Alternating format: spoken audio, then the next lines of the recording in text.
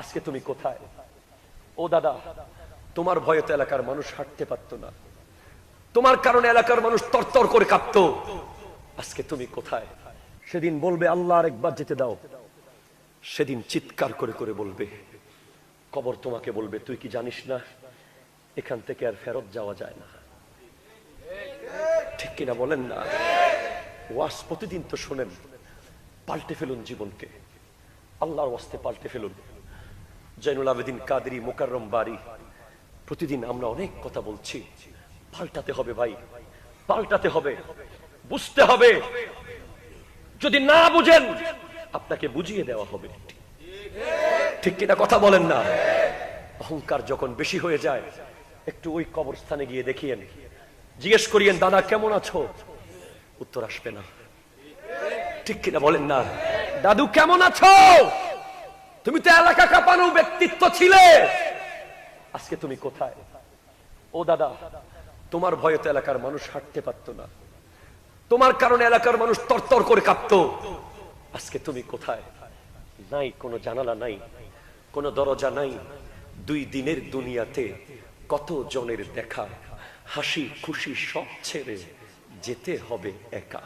ঠিক না? আমার যুবক ভাই মনে করিও না আমি তো এখনো মাত্র 20, 25, 15। না ভাই, আলী বানাতের কাছে 6 মাস টাইম ছিল, আমাদের কাছে 6 মিনিটও টাইম নাই। ঠিক কিনা ভাই বলেন? কালকে সকালে যে ঘুম থেকে উঠব সেই গ্যারান্টি আমাদের হাতে নাই, সেই গ্যারান্টি আমাদের হাতে নাই। আজকে বড় আফসোসের বিষয়, ওই ইহুদি খ্রিস্টানরা আমাদেরকে জঙ্গি প্রমাণ করতে না পারলেও অ্যান্ড্রয়েড স্মার্টফোন দিয়ে আজকে আমাদের কলিজাকে পাথর বানিয়ে দিয়েছে। ঠিক কিনা বলেন? আমাদের ভিতর থেকে আল্লাহর ভয় চিনিয়ে নিয়েছে তারা, তারা আমাদের মাথা থেকে টুপি ফেলে দিয়েছে। আজকে আমার ভাই কিছু মনে করবেন না, আমি ভালোবাসি আপনাদেরকে।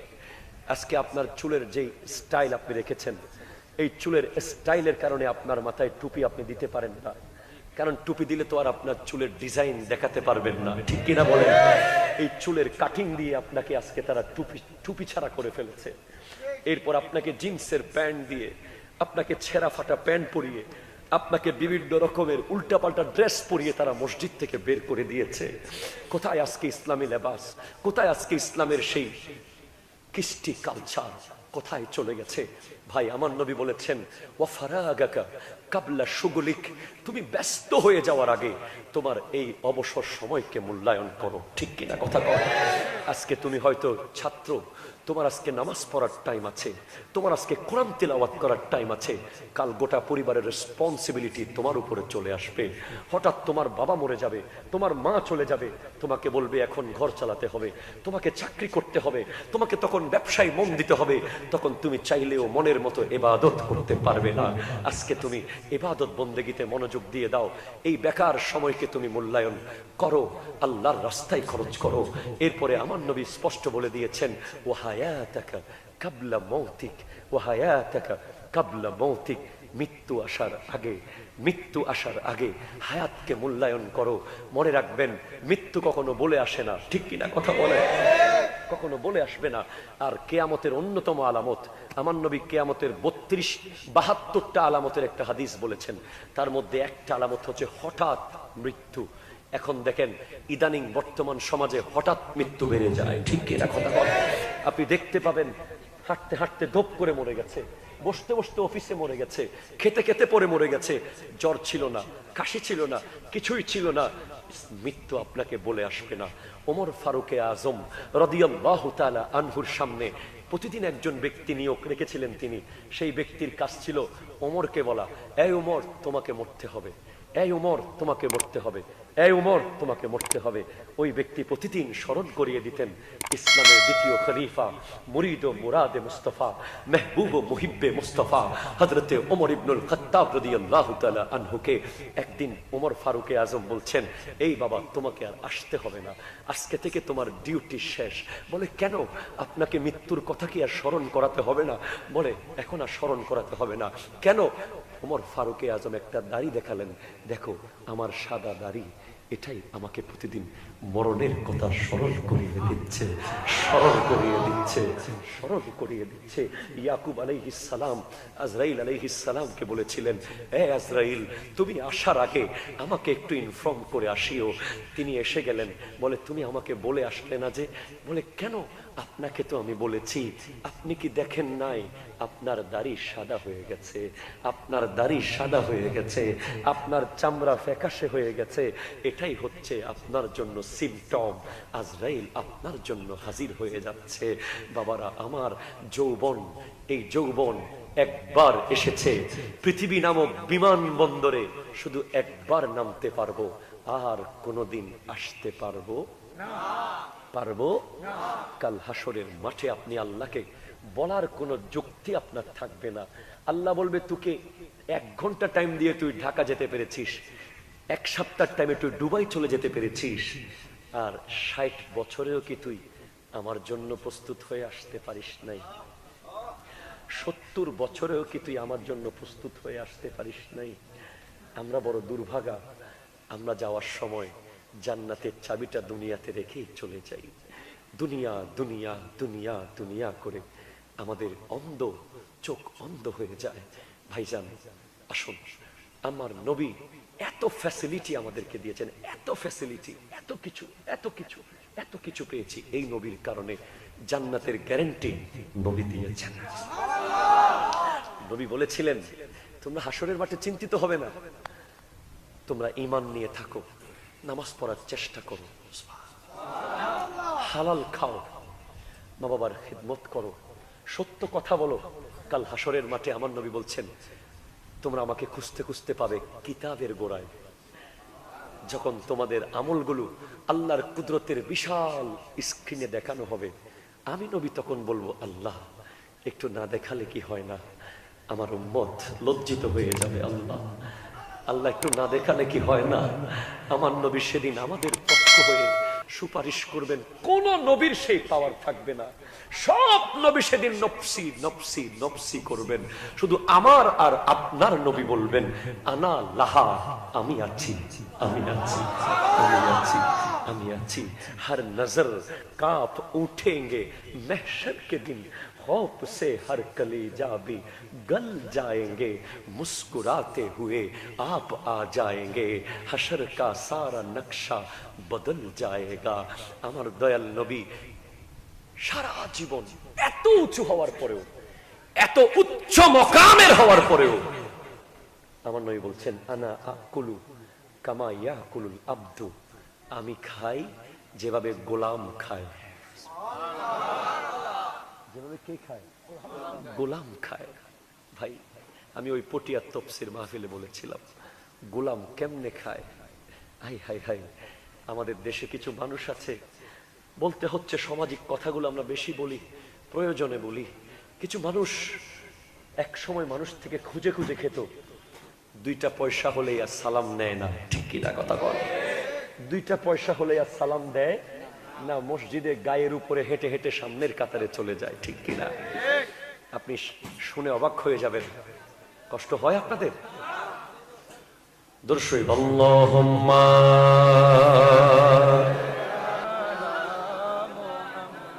সুবহানাল্লাহ বলেন না? ও বাচ্চা হারুন, আয়াস মনে হয় আপনার সম্পদ চুরি করে নিয়ে আলাদা কামরার মধ্যে বোধহয় ঢুকাইয়া রাখতেছে, আপনি একটু খবর নেন। প্রতিদিন রাত্রে আয়াস আলাদা একটা রুমে চলে যায়, রুমের দরজা বন্ধ করে। মানুষ একবার বলে, 2বার বলে, 3বার বলার পরে বাদশা হারুন গিয়ে দেখে আয়াস একটা রুমে একা। তখন দরজা নক করে, এ আয়াস খোলো। বলে কি হয়েছে, আপনি কেন আসলেন? বলে তুমি এখানে কি করছো?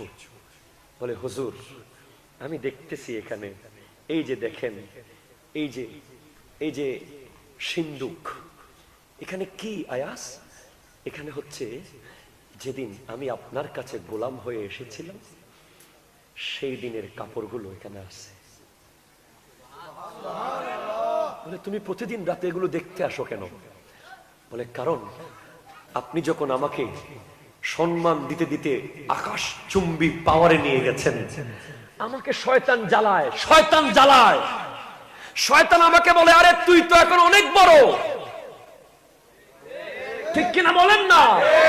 শয়তান আমাকে বলে, আরে আয়াস তুই তো এখন মুনিব হয়ে গেছিস রে, তুই তো আর গোলাম নাই, তুই এখন বাদশা হারুনকে হটিয়ে সিংহাসনে যা। শয়তান আমাকে প্ররোচিত করে।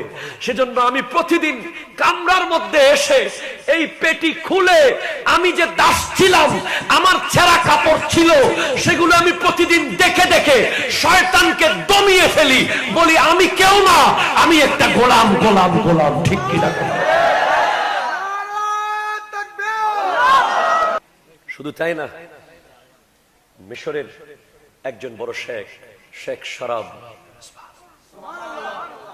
ওনার একটা ঘটনা, ভাই আপনারা কষ্ট হচ্ছে মনে হচ্ছে, উনি কম্পারেটিভ রিলিজিয়নের উপরে বক্তব্য রেখে গোটা মিশর কাঁপিয়েছে। মুসলমানদের পক্ষে উনি জয়লাভ করেছে।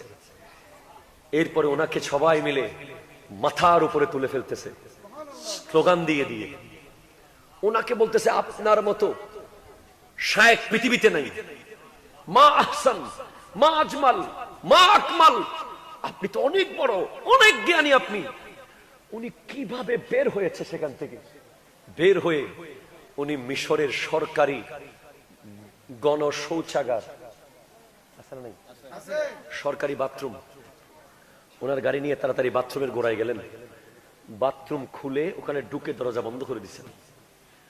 অনেকক্ষণ দরজা খুলে না, পরে ওনার সহকারীরা দরজা বাড়ি দিয়ে বের করে ওনাকে, দেখে উনি সেখানে কমেডের মধ্যে হাত দিয়ে ঘষে ঘষে বাথরুম ধুইতেছে। ওনাকে জিজ্ঞেস করা হলো, আপনি এত বড় একজন স্কলার, আপনি বাথরুম ধুইতেছেন কেন? বলে, তোমরা যখন একটু আগে আমাকে মাথার উপরে তুলে ফেলতেছিলে, বলতেছিলে আপনার মতো আলেম নাই, আপনার মতো শায়েখ নাই, আপনার মতো জ্ঞানী নাই, তখন শয়তান আমাকে ডিস্টার্ব করতেছিল। সে আমাকে বলতেছিল, ওরে বাবা আপনি তো অনেক বড় হয়ে গেছেন। আমার ভিতরে অহংকার আসতে চাচ্ছিল, সেজন্য আমি তাড়াতাড়ি বাথরুমের কমেট মুছে মুছে শয়তানকে বুঝাচ্ছি আমি এটাই, আমি আর কিছু না। ঠিক কিনা কথা? সেজন্য অনেক কথা বললাম ভাইজান, আমল করার দরকার আছে না নাই? আছে না নাই? নামাজ ছাড়া যাবে না। আমার নবী শেষ বয়সে 2-4টা শব্দ বলেছেন, তার মধ্যে একটা হচ্ছে নামাজ, সালাত। শেষ সময়ে যেতে যেতে বলে গেছেন সালাত, সালাত, সালাত। আমি আপনাকে একটা সমীকরণ দিলে বুঝে যাবেন, ওই আজাজিল যে শয়তান হয়েছে, সিজদা দেয় নাই কয়টা? জোরে কর না, কয়টা? কাকে দেয় নাই? আদম আলাইহিস সালামকে, আল্লাহকে না। আদম আলাইহিস সালামকে একটা সিজদা না দেওয়ার কারণে শয়তান হয়ে গেছে। আল্লাহকে না, আল্লাহর নবীকে, আল্লাহর সৃষ্টিকে। এবার আমাকে আর আপনাকে প্রতিদিন 17 দুগুণ 34টা সিজদা ফরজ দিতে বলতেছেন কে? জোরে কর না, কে? কি কোন নবীকে না আল্লাহকে? অন্য কাউকে নাকি আল্লাহকে? তাহলে একটা সিজদা না দেওয়ার অপরাধে যদি শয়তান হতে হয়, তাও আল্লাহকে না। আমরা যে প্রতিদিন শুধু ফরজগুলো ধরেছি, আমি নফল আর সুন্নত তো আছি, 17টা সিজদা যে আমরা মিস করতেছি, মুখ দেখানোর কোনো সুযোগ আছে? লিখেছেন কেউ? লেখেন নাই। আজকে থেকে পরিবর্তন হয়ে যান। যদি আগামীকাল থেকে নতুন মুসল্লি হয়, তাহলে আমাকে দাওয়াত দেবেন ভবিষ্যতে, না হলে আমাকে আর কোনোদিন দাওয়াত দেবেন না। এই ওয়াজ এত কষ্ট শুধু কানের খোরাকের জন্য নয়, শুধুমাত্র একজন যুবক যদি আমার নবীর সুন্নাহর পথে চলে আসে, একজন যুবতী আমার মা যদি পর্দানশীল হয়ে যায়, ঠিক কিনা কথা কন? আমার মা বোনেরা শুনছেন, মা বোনদের উদ্দেশ্যে কি আর বলবো, অনেক কথা বলতে হবে, শুধু একটা কথাই বলি, যেই মহিলা আল মারাতু ইজা সাল্লাত খামসাহা, 5 ওয়াক্ত নামাজ পড়বে, ওয়া সামাত শাহরাহা, রমজানের রোজা রাখবে, ওয়া আহসানাত ফারজাহা, নিজের লজ্জাস্থানকে, নিজের পর্দাকে কঠিনভাবে আবৃত করে রাখবে, ওয়া আতাআত বালাহা, স্বামীকে সন্তুষ্ট রাখবে, ফালতাদখুল আইয়ুবাবিল জান্নাতি শাআত, সে জান্নাতের যে কোনো গেট দিয়ে ঢুকে যেতে পারবে। বাস। আর আজকে গেলাম না, শ্রেষ্ঠ উম্মত কারা? জোরে বলেন কারা? আরো জোরে কারা? কবরের শ্রেষ্ঠ কারা? হাসরের শ্রেষ্ঠ কারা? জান্নাতে সবার আগে যাবে কারা? হাত তুলে বলেন ঠিক কিনা? আল্লাহ পাক আজকের এই মাহফিলকে কবুল করুক, আমাদেরকে মা বাবার খিদমত করার তৌফিক দান করুক, হালাল রুজি খাওয়ার তৌফিক দান করুক, সত্য বলার তৌফিক দান করুক। ওয়া আখিরু দাওয়ানা আনিল হামদুলিল্লাহি রাব্বিল আলামিন। ওয়াসসালামু আলাইকুম ওয়া রাহমাতুল্লাহি ওয়া বারাকাতুহু।